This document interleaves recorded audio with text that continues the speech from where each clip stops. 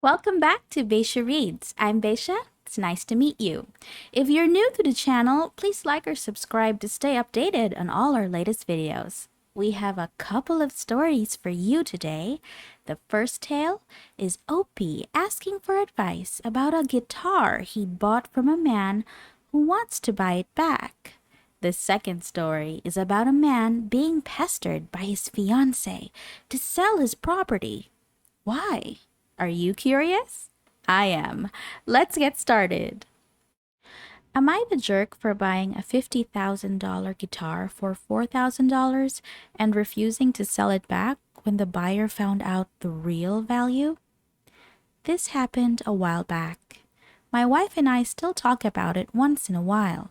She's on my side, and most of our friends and family are. However, when it happened, it was like World War III between us and her coworkers and others. Here we go. I've been playing the guitar for 22 years.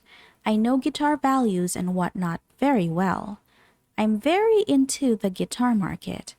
At my wife's old company, she was hanging out with coworkers one day after work, and she mentioned that I play the guitar. A coworker who I guess is very popular at work said that his dad passed away and he was selling his dad's things. His dad had a guitar and asked my wife if I'd be interested in it. My wife texted me and I said to have him send me the info on the guitar and the price. The next day, he texted me the pics and price. It was a 1952 Telecaster in mint condition. He had the original receipts, which was crazy. That's how I knew the date. I asked what he wanted for it, and he said he looked up Telecasters online and he thinks $4,000 is fair. I texted back, I'll take it for $4,000, and went to pick it up. The guitar had no sentimental value to him at all.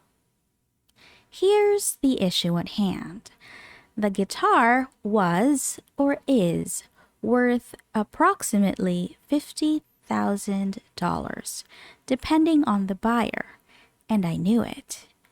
When I got the guitar, I told my wife the price and what it was worth. She was floored. Fast forward 2 weeks, her coworker tells my wife he just found out what the guitar was actually worth from a family friend, and he wanted it back. She said, well, he really likes the guitar, and he knew it was worth $50,000, which is why he was floored you offered it to him for $4,000. He really likes it, and I doubt he will sell it back, but you can ask. Probably not the smartest thing for her to say, but she was caught off guard, and it's not her fault or problem. He contacted me and asked to buy it back. I said that it's not for sale. He then said I scammed him and he was going to sue me and take my wife to HR for being a part of the scam, which was nuts, but he actually did contact HR. They were cool about it and said it's not their problem, it's between him and me. Over the next few months, he made things very uncomfortable for my wife at work. He would bug her constantly about it. She eventually had to go to HR for harassment and they actually let him go. She complained twice and he was warned and didn't stop. He's contacted me several times about it, so I got a restraining order for harassment too. I blocked him too. I haven't heard from him in about a year. Am I the jerk? Update. The guy and his dad were not close at all. So those people saying he was grieving and I took advantage of him, that is 100% not the case. When I went to get the guitar, he was telling me he hadn't talked to his dad in 6 years and was actually annoyed he had to deal with a funeral. The dad bought the guitar new and never played it. Luckily, it was stored in a closet and not in a basement or attic. There's no issue with the wood or electronics. It plays like a dream, and I couldn't be happier. I am not selling the guitar to the sun or anyone. It will be with me for a long time. I'm in my 30s, so maybe in 30 years it will find a new home. I would have maybe considered giving the guy more money or giving him one of my guitars to sell on his own, but I decided not to do that after he left a terrible voicemail on my phone the day he found out the real value. He demanded it back like he was entitled to an object he sold fair and square. Called me a piece of poop, called my wife a piece of poop, and said he would do bad things if I didn't sell him the guitar back. And to those people who say they would have told the guy the real value, that's a load of horse poop. If you went to a garage sale or an estate sale and saw an item worth $5,000 priced at $50, there's not a snowball's chance in hell you would walk up to the homeowner and tell them they mispriced it. You'd buy the item and then tell all your friends and family what a great score you got. Don't even kid yourself like you wouldn't do that. I don't feel bad about buying an awesome guitar at a steal of a price. I was curious what others would think, and it looks like I'm not the jerk. So, thank you, Reddit. I can play the guitar with zero guilt now. Not like I felt guilty before, but now my feelings are justified. Let's take a look at some of the comments. Not the jerk. Sure, you knew it was worth more, but sometimes people care more about liquidating and getting some money than getting top dollar for everything. You had no way of knowing if that was his mentality. He named a price and you accepted his offer. Then to actually harass you to the point he loses his job and you need to get a restraining order is just nuts. This, not the jerk. Who knows why he set the price at $4,000? It's not OP's responsibility to ask why he set it so low. Honestly, I could have easily thought he just wanted to sell it quickly. A $50,000 value could probably turn into half that if you want to sell quickly. If you don't want to put much effort into finding a buyer and this guy shows interest, you decide $4,000 is an amount you would be happy receiving for basically nothing, and he goes for it. Everybody is happy. Everyone sucks here. You blatantly took advantage of him and his ignorance. He sucks because he didn't research it enough, and then harassed you and your wife to the point it got him fired. Just a whole messy situation.